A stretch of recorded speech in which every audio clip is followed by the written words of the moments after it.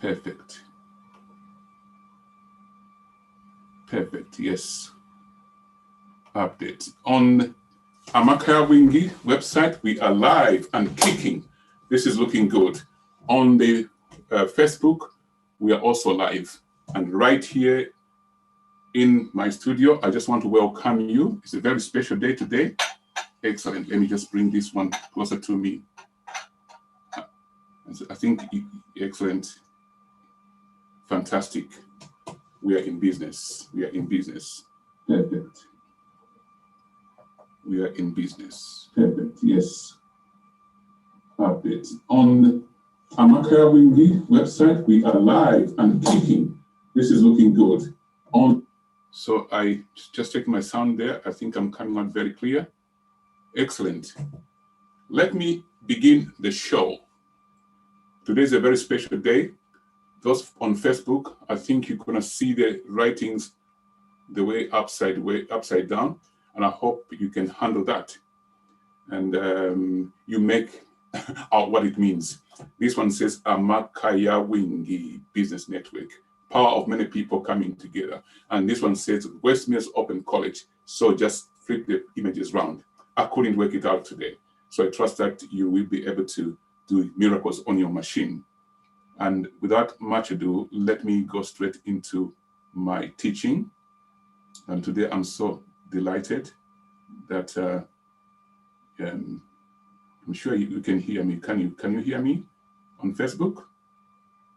Is there sound on Facebook? Yes, certainly there's sound on Facebook. Press like if there's sound on Facebook. And on YouTube, there is sound indeed. Zoom, okay. So today we are back again on the Friday seminar, business seminar with Dr. John Lukomona. This is 7 p.m.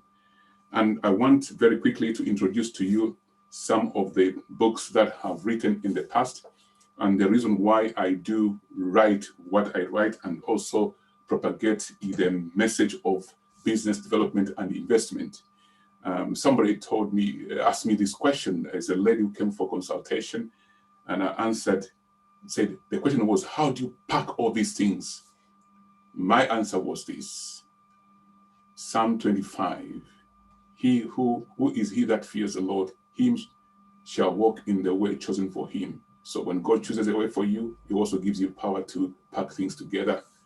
And also there's another scripture which I like from the Bible. By the way, this is not a preaching. I'm a Christian, so I just want to share some things that inspire me. There's a scripture in the Bible. John the Baptist says, no one receives anything except what is given from heaven. So when God gives you a vision, run with it. So one of the first book I'm going to share with you is, and I'm going to teach from that today as well, An Effective Entrepreneur. It's on Amazon. This is a powerful business book. It's also a textbook for those people on the entrepreneurship course at the West Midlands Open College, which is here.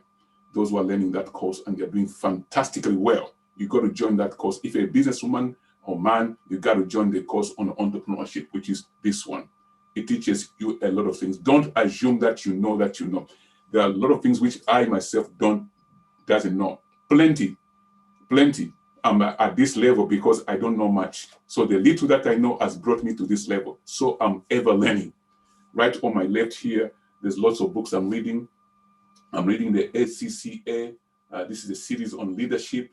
And there's also a very small book for young people in school, BTech, business. I'm reading those books because I want to know more. You see, I read, I expose myself to knowledge. And another book I want to bring to your attention is Every Zambian is a Millionaire. I've now ordered my own new copies from Amazon. I've ordered 30 copies of mine, 30 copies, and especially because I'm going to be doing a big exhibition in the town center from next week, Monday. Town Center Warsaw will be there promoting the college and the AYB, Amakaya Wingi. So please invest in books. Every Zambian is a Millionaire is a masterpiece because this book actually teaches people on how you can expose yourself to information that matters. Each time I open this book, I open in chapter 5. Let me go to open another chapter. I also open chapter 6. Let's go to chapter 6. Yeah. Chapter 7 now. Chapter 7 of the Every Zambian is a Millionaire says find out what has been done before. Sometimes you want to launch a business or an idea or want to propagate something in the community. You must first of all find out what has been done before. That informs you of the territory in which you are entering. It also informs you of the competitors. Very essential. On another note, let's not so much of a business book, but this is an important book. It's on Amazon as well. It says Zambia in Prophecy. I got my own copy. You gotta go and buy your copies. Excellent. Today is very special, and I want to continue our topics on business development.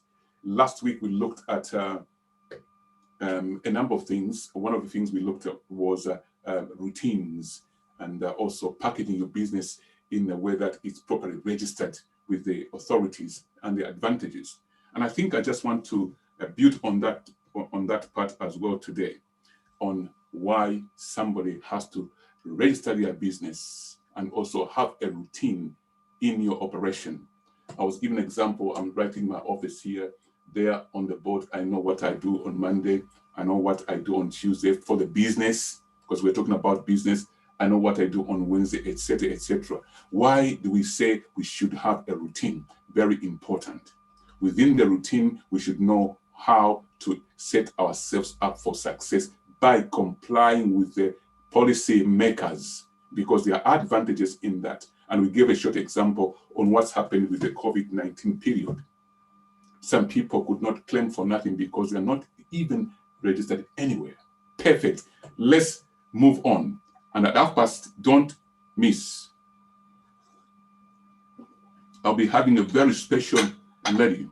I hope she manages to link up.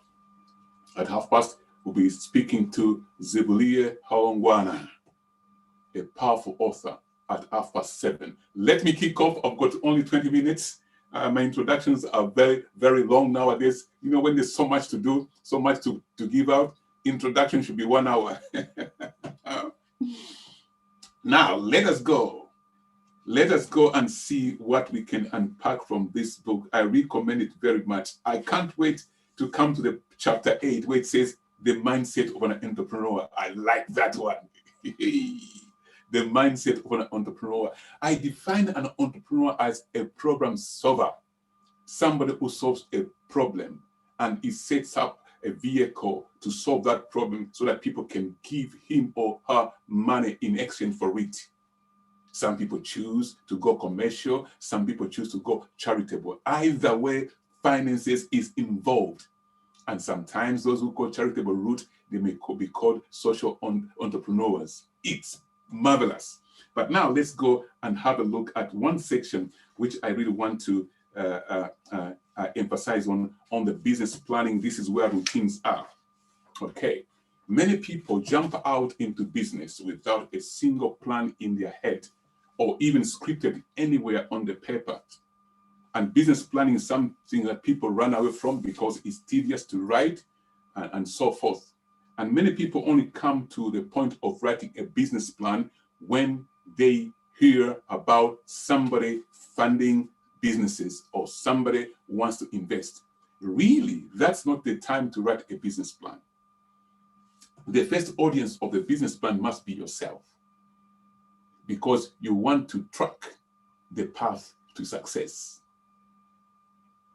That is the first protocol. Thank you very much for that like. I like for that love. I can't click. I'm far away from there. So actually I can click. Oh yes, I can click on this one. I click. Love it. Yeah, that's my love one. So people think a business plan is for an investor. The business plan, the primary purpose of a business plan is for you to track the path to your success. You open the business plan on page 14. This month or this year, as you predicted, we are supposed to be doing A, B, C, D. You compare the books with the reality. If it's happening, you tick. And the business plan must be dynamic. You must have a pen, write over that thing. You can even change it, change details, because you know what you are supposed to be doing at that time and it's not happening. So you adjust it. So a business plan shows you from A to Z. But what's in a business plan? Before I come to the point of routine, What's in a business plan? I just want to very quickly go to where we call the content list. The content list. What's in a business plan? There'll be an introduction, which is about the overall of your business. And in there, just after the introduction or wherever you want to put it, you must insert what we call executive summary. It's a short or abridged form of the whole business plan. It depends on the size of business. It might contain so many pages, but fewer pages than the actual bigger business plan. Then you must put a contextual background. Where, why, what's happening around the area, what was going on when you set out to do that business, to set up that business. That's what's going to inspire you. Some people had come to me, they say, oh, they visited this country and they went to this village and they saw this. Oh man, they were so much touched. And because of that, a business idea was born. So the context in which they found themselves motivated them to set up a business through an idea which they thought would solve the problem, and many other aspects. Then the business status, we talked about it. What's your business going to be like? Is it a charitable organization? Is it a commercial, limited company by shares, and so forth? Then the vision. This is powerful, the compelling vision. What is the vision of your business? These are the contents. Then you're going to have the market analysis, very critical. And it's in the market analysis there. Probably when you begin to operate or you're operating, you must create routines.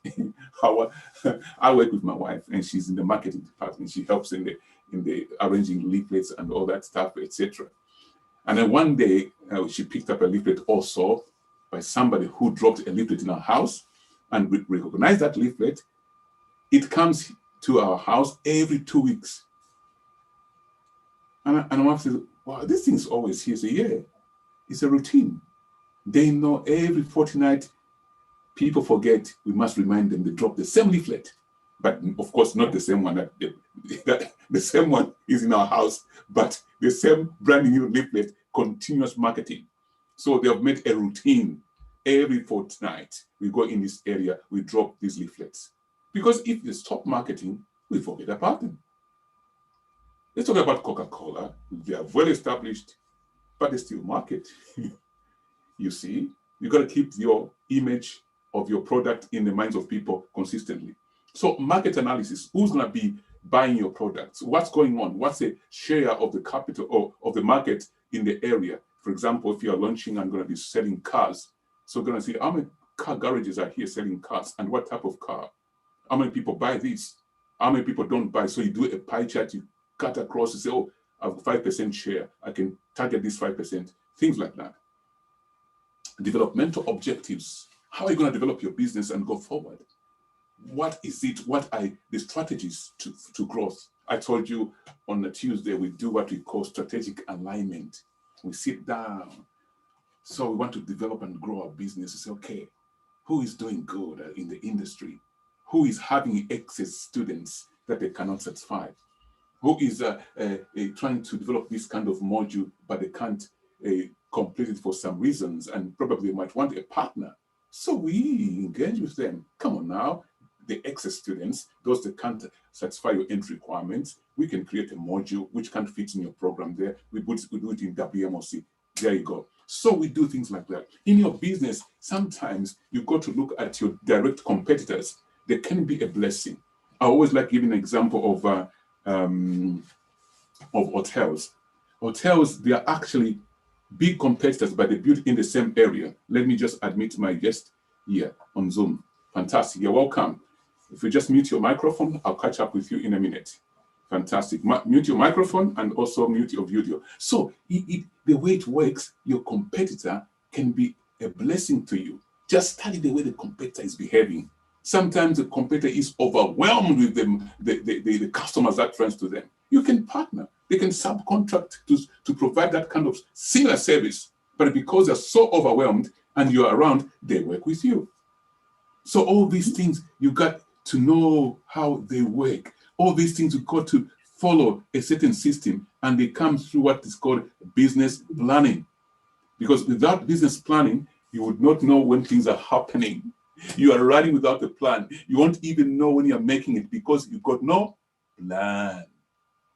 But if you are well planned, you would know that, hey, this is the one I planned for. It has exceeded. I'm going to be doing well because I said by next year, March, my customer base will grow to about 20%. You're monitoring. So business planning is essential. And what goes into the business plan? We are on developmental objectives, and then we do the SWOT system, SWOT analysis, SWOT. I was doing a business seminar with for my daughter. Actually, I was because I'm the consultant to the family as well. My family come to consult me, and I charge them. They pay me a fee because I'm a businessman. I teach them the same thing. Some of them I don't charge them. Like my daughter, I don't charge my daughter. I just give her a guidance as a father. So we went to a place where we had to do the SWOT analysis. So I say strengths, weaknesses, opportunities, threats. You must do SWOT on yourself, the business owner. What are your strengths? What are your weaknesses? What opportunities arise as a result of the weaknesses? And what are the threats? Then my own system, I create a mitigation table. If I discover there's a weakness here, I have to work out how am I going to overcome that weakness because it's now an opportunity. If there's a threat there, external threats or internal threats, we all should mitigate. And after you do your own personal, you must also do the SWOT analysis on the people you're going to employ or your business partners. After you do that, do the SWOT analysis on the environment in which the business is going to be stationed. Oh, I like this.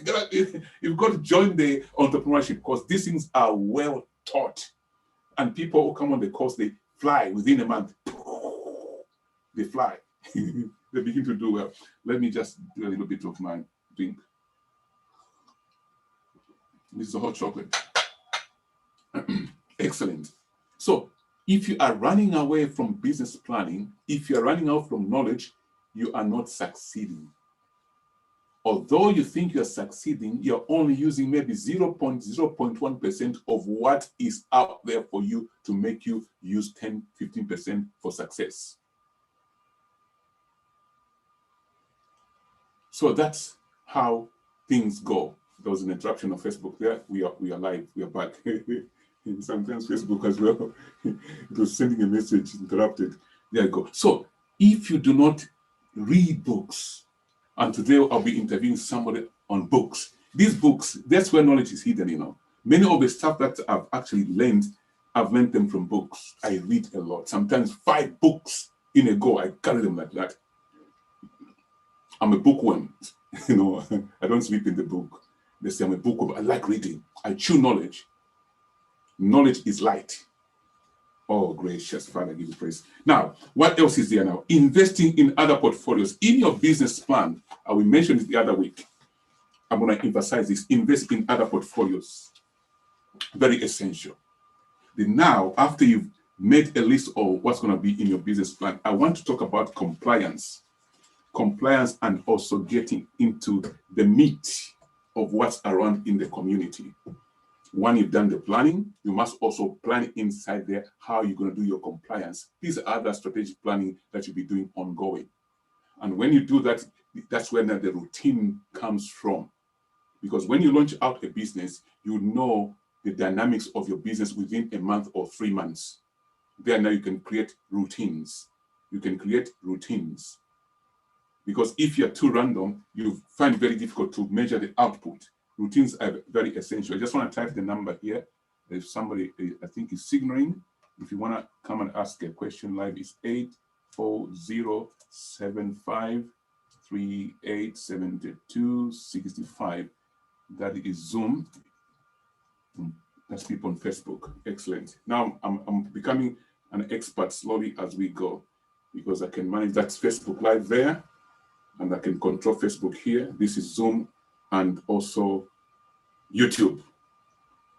Excellent. And I'll try and see if I can comment on YouTube. We are getting the excellent. Now there was 38 subscribers. Now there are 40 subscribers. So Ziblier, after this, you must subscribe to YouTube. I want us to reach 100,000. Perfect. 100,000 is our goal. Subscriber. is our goal. Fantastic. We are doing fine. So where are we now? So a business plan really helps you to map out your path to success, and also helps you to monitor. Now, the good news is that after you've done the business plan, should there be a call for investment, you've got it. Just pull out some pages. And one page I want to mention here, which is linked to the market analysis, is a financial projection. Financial projection, how it works, you know there'll be 1,000 customers who will be buying this product at such a price. So you multiply those number of customers and the price. In 1 month, for example, you're going to sell 100 copies. Let me talk about books because I'm going to be speaking to an author later on. You're going to sell 100 copies of books at £7.50. Then you go in your pocket, you take out a calculator like this. These are the planning points which are critical so that you know whether you're making it or not. Sometimes, if you work out the figures, they're not adding up, it's better you stop that business. Okay? If my book is costing £7.50 per copy, and I make a projection that I'm going to produce 100 copies every 2 weeks, so every 2 weeks, I should be getting £7.50. Okay? That's every 2 weeks. So times 2. So every month, I should be making £1,500. So per year, I should be making times 12, £18,000 for those copies. Now, who is this 100 people? Where are they? If they are based in London and they buy online on your Facebook, online on your website, this is the output for that domain. Now, for example, there is another 100 people who walk to a physical shop to go and buy these books. So now this number, we are projecting, we multiply this number by 2. You're going to be making £6,000 per year for selling 200 books to different outlets. This is the ideal. Now, when you make these projections, you begin to monitor. So you say, okay, every fortnight, I'll be counting, I'll log in, see how much money is coming to my account, and I count, head count, the books that I bought. I bought from a publisher, if I'm selling myself through an outlet, and how many have remained. Then I take away from the ideal amount. I can see how I'm performing. If, for example, out of £36,000, after 1 year, I've only managed to do 27,000. Let me go, yeah. Let me go. I've only managed to do 24,000, right? Because 12 can, yeah, let's go 24,000. Yes, 24,000. So I'm shortfall by 12,000. Now, because I've got a business plan, I benchmark myself. What do I call success? Here's a big question. Or I call success if I make, let's see, what's the percentage of 60,000 to 12,000? That's about 33%. Is 33% shortfall a failure or a success? Because if I take that one from 100, I've succeeded 66%. Rounding off that one, I'm performing at 67% per year. Is that good for me or not? This comes from planning. If you haven't got a spreadsheet, you're not doing business, you are guessing. This is why you'll be stealing from your own money. You make money here, tomorrow morning you see a nice drink or chocolate, you take from the same money you sold books yesterday and you buy that one. That is thefty, because chocolate is not a business expenditure. Okay? For those who followed the teaching the week before, how would you use the money that you sold from your business? How would you do that? Routines. You must also have a routine on when you pay yourself. Oh, I like this teaching. We have to have discipline on how we handle our finances, because many people work very hard, but at the end of the day, when they're balancing the books, they do not see the money they made. They can see the gross amount, £36,000 came in. When they go to the account, there's only £1,000 at the end of the year.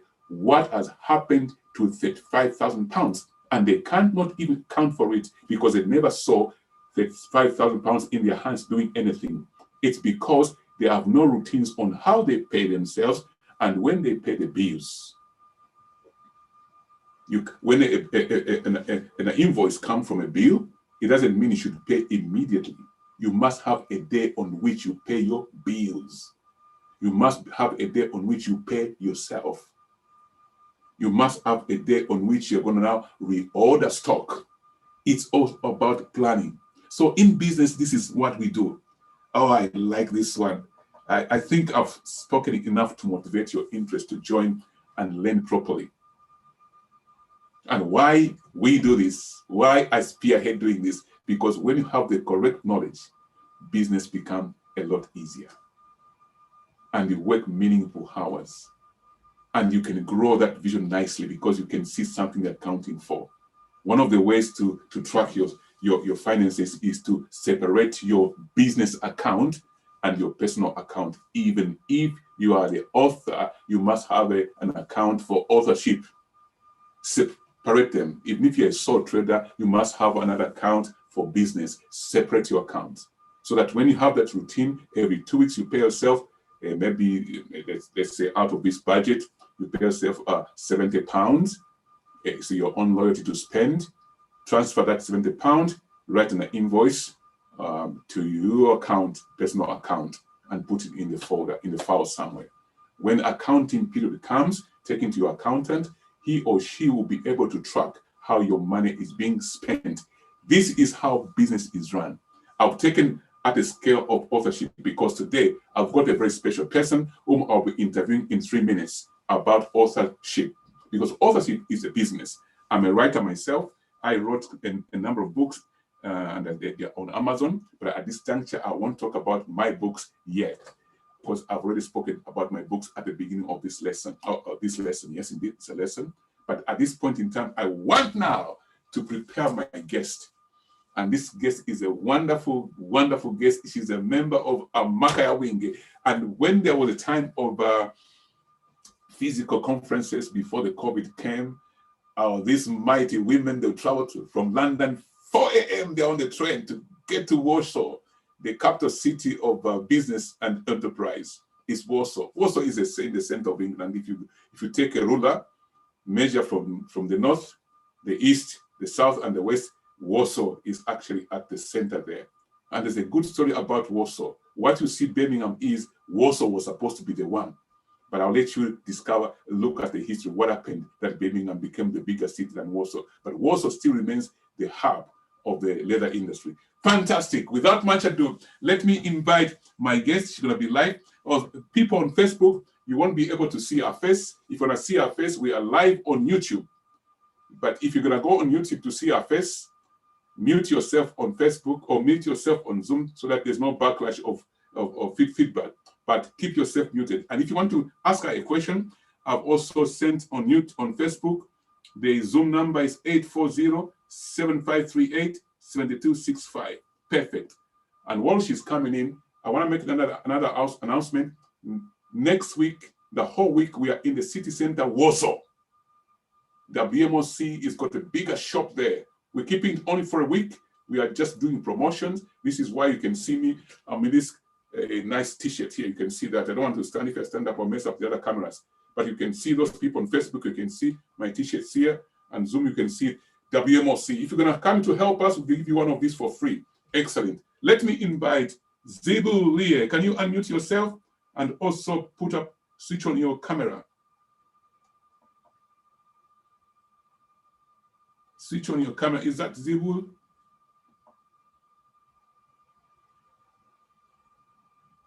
Is that Zibu? No. Oh, I thought that was Zibu. Where's Zibu? I don't know. Is that Zibu here? No. Is that Grace? Yes. Where is Zibu here? I'm expecting her. I thought she was here today. I don't know. Yes, yes. After all this, can you give her a shout in the background? You have sent her a text. Yes, she knew we booked her last week. And I sent her a text. You sent her a text, yeah? Yes. Oh, fantastic. Otherwise, if she fails to log in, we'll be talking and Excellent. Let me just see. Sorry, Facebook audience, my guest has had difficulties in coming in there. Let me try.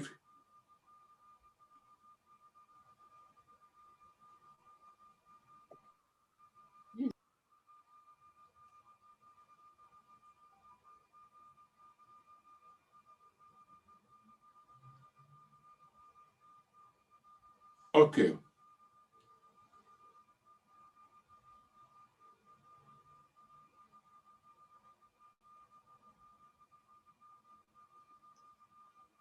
Zivu, can you log in? Hello, how are you? You're supposed to log in, Zivu, here, 840 on Zoom. Pardon? Your interview on Zoom is 840. Oh my God. Sibulia, we are live, so people, everyone is listening that you're struggling to log in. Zoom 840 7538. Have you seen the text here? Well, Zibu is just trying to coordinate things. Technology is here to stay. Zibulia, are you logging now, yeah? Dr. Lukomona, I was sleeping. Okay. I'm trying to. Yeah, okay. Get your password in there. And once you come in, we'll let you in. In the meantime, we'll continue talking, okay? Hello. Yeah, log in. The number is there. Hello. How are you? Yeah, log into Zoom. Log into Zoom.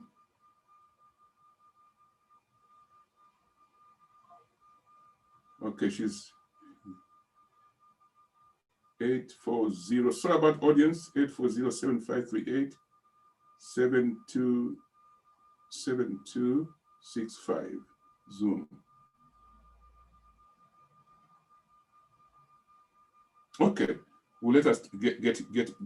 Let's give her time. So, Grace.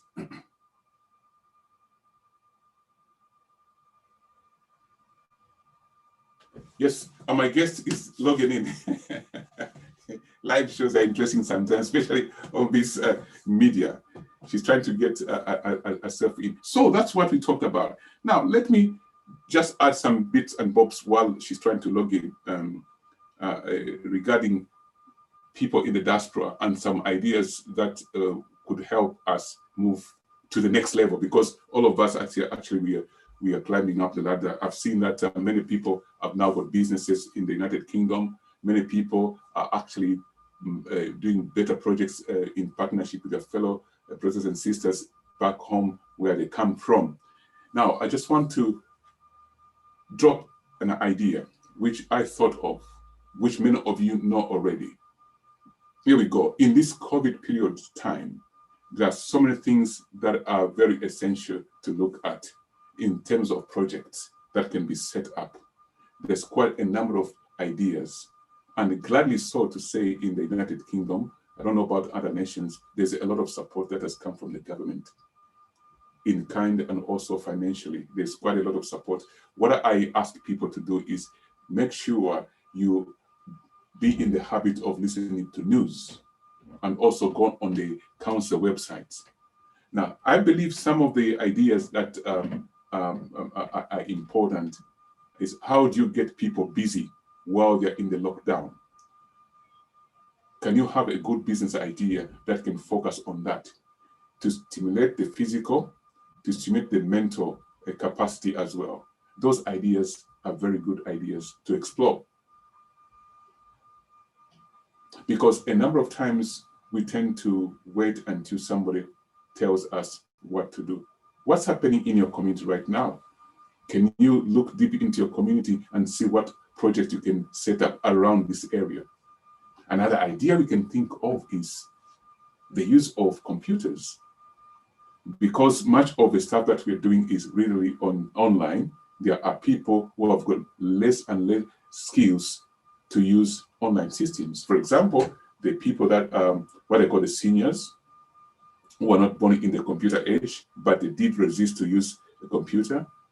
But we found that these times, even churches nowadays, or other faiths and many businesses, they're using, oh, that's my guest. Yes, my guest. Hello, how are you? Hello? Hello? I am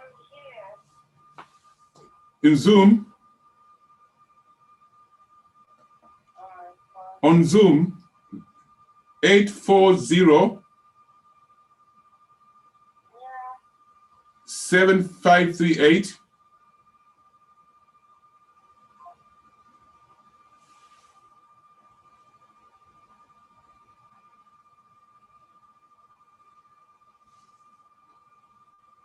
7265.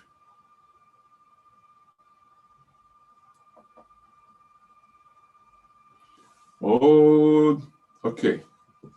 Where was I? Yes. Where was I? Yeah, where was I? Sorry about that, guys. We help her to get in. So yes, things like this. Can you set up an idea that would upskill your community on how to use the internet? These are fundable projects. And some of the financing over there doesn't really depend on whether you're a charitable organization or you are commercial. You can structure some models that such that you're able to help people, and finances can be given to you to support the community. That's the focus. So respond. Your business must be flexible to respond to what's happening during this time, because you are a problem solver as an entrepreneur. So this is what we're looking at. And my guest is having struggle. Hello. I beg your pardon. Let me just help again.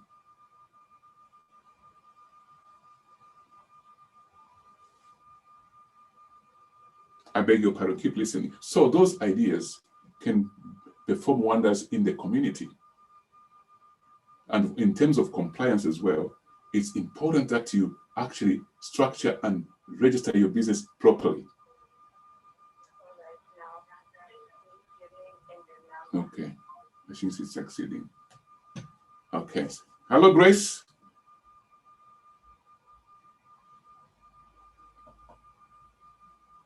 Hello, Grace. Hello? Hello, Grace. Are you there? Yes. While we're waiting for Zibia, she's trying to log in. Has she ever used Zoom before? Maybe we can put up a project for Zoom users. She has. She's Yes. always on Zoom. Yes, but why are you struggling so much today to get in? I don't know, maybe where she is. 75 84075. What number did you come in yourself? 7538? Me, Galaxy 810. The number is 840 7538 7265. 840-7538-7265. Yes. Okay, let's do this. Let's have a chat on this while we are waiting for her. If there's 15 minutes, we'll let her talk. Otherwise, what would you like to bless the community with? Are you able to switch on your camera and talk to the community about development?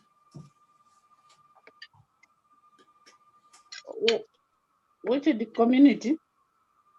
The community, just talk to the people about development as I'm waiting for it.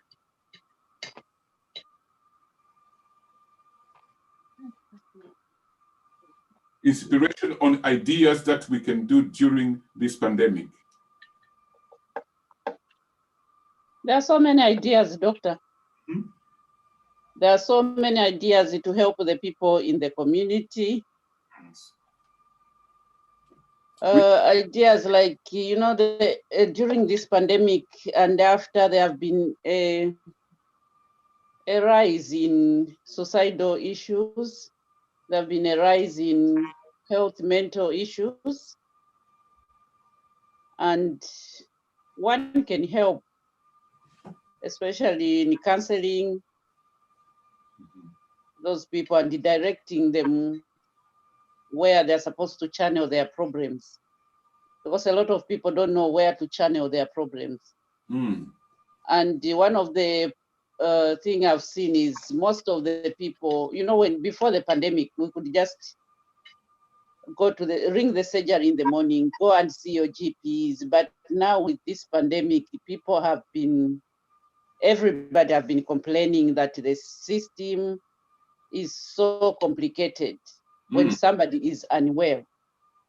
So most of the people, they just give up and their illnesses worsens as time goes on. The kind of service that somebody can set up, is it a telephone call service, or how do you think that can be done? It can be done through telephone calls, through Zooms, through leaflets, sensitizing the people, through community centers, through churches, and so on. Okay, so the service is actually people finding someone to talk to and get counseling. Would that be the focus?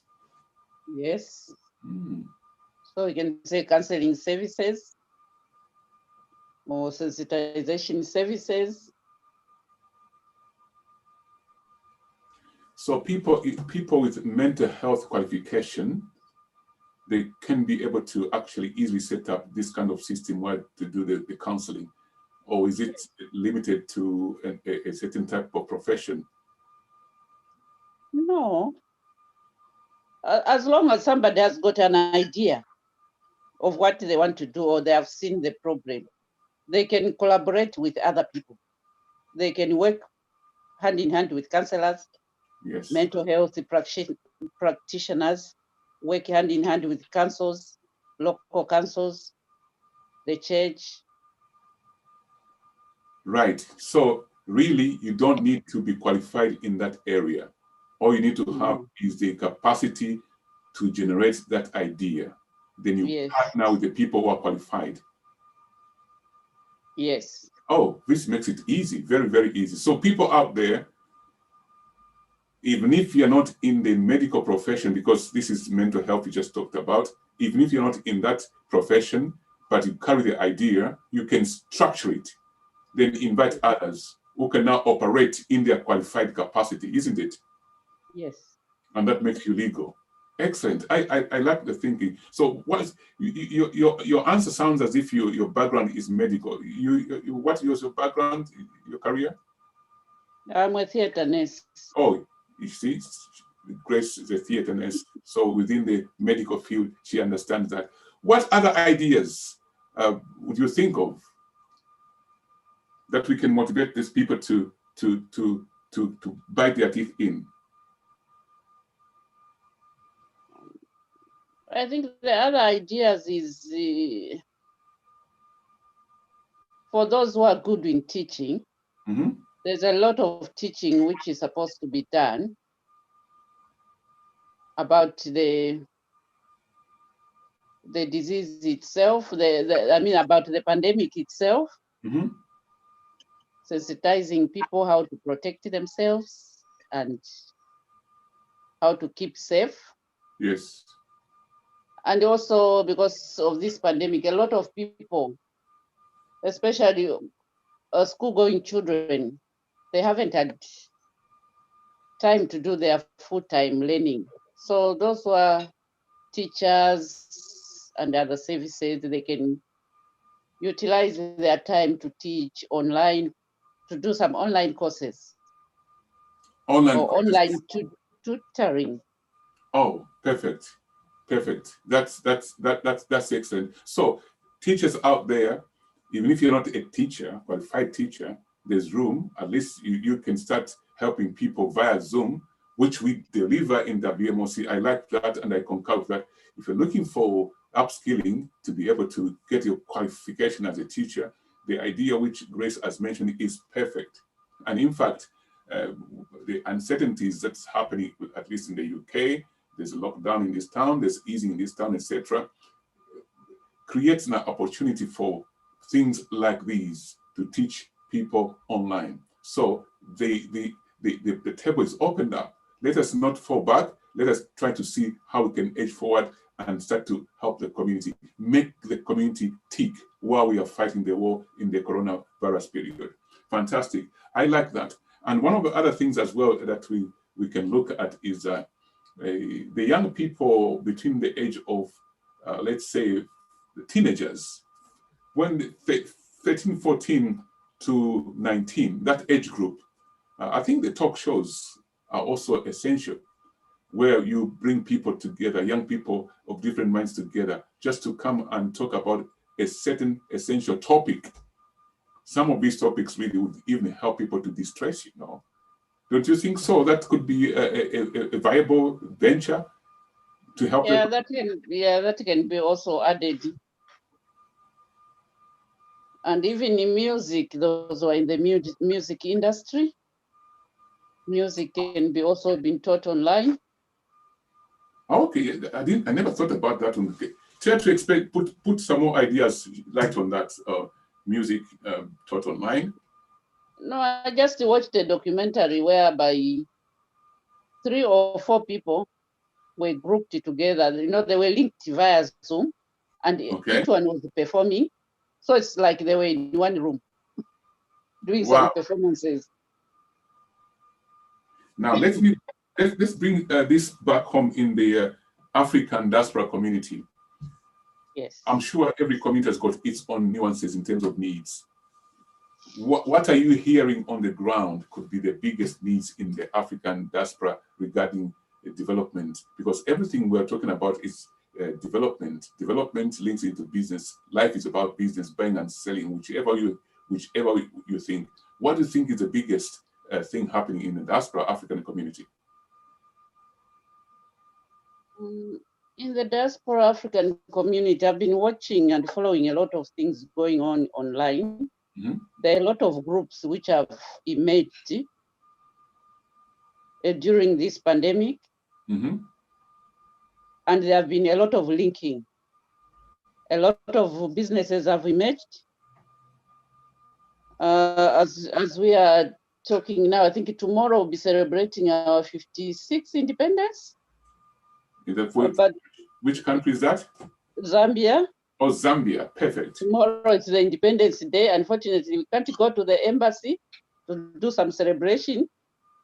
But a group of Zambians, with the help of the mission, came together and organized, and tomorrow it will be a live show. That's right. Yeah. I think all of us will be zoomed in, so we are not behind. Excellent. So those are, I think, rechanneling ideas on how to do events and music. We've mentioned those ones. I saw a clip. I think it came from your organization. You know, the stuff that you're selling online. Oh yeah, Ekaya. Ekaya, yes, Ekaya. I saw the way they did the track and the banner on the track. It looked so realistic. Was that real, or it was a model made on the computer? It was a model made on the computer, but it's happening. Perfect. So all those are business ideas. So if our children, the age group I've mentioned, can think critically, they can come out winning in this period regarding the using of the IT systems, because much of the production that's happening now is internet-based, computer-based. Yes. People can make money. So younger people, yeah. Now, Grace, you are advanced in terms of business development as well. Let's make a proposal here. Would it be good for us adults call on this session some young people on a Friday seminar like this one? We call some young people and brainstorm bigger, better business ideas based on computer utilization. Do you think that would be a good idea? Yeah, it would be good if we can gather them together and then, but I think a lot of them are into that already. Yes, that's the reason why we call them. Yeah. The audience who follow us here, they are adult audience who in traditional selling, Yes. traditional businesses. But if you bring them on this platform, they can now reach out to us and we can also buy some ideas from them. Yes. They might also buy some ideas. Some of our ideas, they're not outdated, actually, they're good if they can be merged into the computer genius level of our children. I think we can explode, go to the next level. Yeah, that's a good idea. Like the clip we watched about Ekaya, that is one of the young Zambians who did it for us. Oh. Yeah, he's based in is it Birmingham or Manchester? One of the two. You could connect me to that. Yeah. Connect me to the young person. I would like to do business with such people. It's beautiful stuff. I was amazed when I saw it. It's not your. It was supposed to be Zibulia's show. If it was your show, I was going to ask you to show the clip, but it's too much to ask for you to start fiddling. So next time, I think we'll bring you back and talk about your product. Zibulia has failed to log in, and we thank God for everything that happens. We are almost finished now. I just want to close with this. I didn't want to talk about my books because the other author was supposed to be there, but let me talk about my books now. Okay, where's the other book? The Every Zambian is a Millionaire, the new cover one. I've ordered these copies. They are here, 30 copies, but not this one. This one is the old one. This one I used to have a mustache. Then the new one, I look smoother than that, but the content is similar. I've just added two chapters in there, I think. So these books, what they talk about really is how you can get motivated to go into business, get motivated on how you deal with the people in the diaspora and people in the mainland, and how you deal with your relatives positively, how you identify the skills which are latent in your relatives, and how you buy into their own vision, not you selling their vision to them, which are not interested. And you find that you cannot do business, but you quarrel because you are trying to impose. You feel that you are abroad, then you can impose. We talk about here, we do not impose, we collaborate. We inspire collaboration, which is why many families that work together and they succeed, they do collaborations. Find out what your brother's interest is, your cousin's interest, your sister's interest, etc. If they don't match, support them, say, carry on. If they match and you think you can do business together, do a contract and launch out. If you cannot work together, don't be bitter against one another, but find ways of supporting one another in different ways. Sometimes it's not meant to be that you're the one going to be doing business together. Sometimes it is. So work out those ones. And here it talks about why you should understand and link into other communities. Many of you people from the diaspora, you still link amongst yourselves. You came from the same village in Kaduna, and here in England, you're in the same place from Kaduna. How can you develop? You need to be exposed to the other cultures. See how they do other things so that you can also export your culture to them and you can import some of the good stuff they do. If you are also thinking of going into business, this book is powerful. It looks so simple and it's so tough. For those people who are looking to learn how to develop your business from stepping out to execution, this is the beginning. Okay, the latest one has got a chapter on it about strategy. How do you strategize? You can't just say, I'm going to do business. You must learn strategy. So part 2 or second edition has got that chapter in it. Get it on Amazon. They are very affordable. They're not as exorbitant as you think. Even if you are very exorbitant, you should buy because knowledge is important. Once you have this book, you have it forever on your shelf. There is a book I wrote a long, long time ago, and somebody says each time they try to move things about, they see this book by John Lukomona. 10 years later, they're packing the stuff. They say, oh, this book is still here. Then the guy reads it. It inspires him. I love reading. So the next one I have is, this is the oldest book. It is the story in it almost in the 90s. But this is beautiful. This is Zambia in Prophecy, specific for Zambia. go on the Amazon and type John Lukomona. You're gonna see what it's all about. Historical facts in here, spiritual facts in there, beautiful ones. I like it. I like it. Excellent. So signing off, but still present with you. I want to say thank you to Grace for coming in. I'm sure you came in to support Zibelia, but she couldn't connect. But let's make sure that we move our communities forward, because we are not going to get stuck here. The way to move forward in business is to read good books, find a good problem to solve, and find a good market to buy from you. And make sure you distinguish between your business bank account and your personal account. And then they should be talking to each other. You should create a routine when to pay yourself and when not to pay yourself. Stop stealing from your own business. Thank you so much. I'll see you next Friday, same time at 7 p.m. Thank you. Business seminars with Dr. John Lukomona and my assistant, Grace Situlo today. Thank you so much, Grace. Bye for now, Facebook. Bye.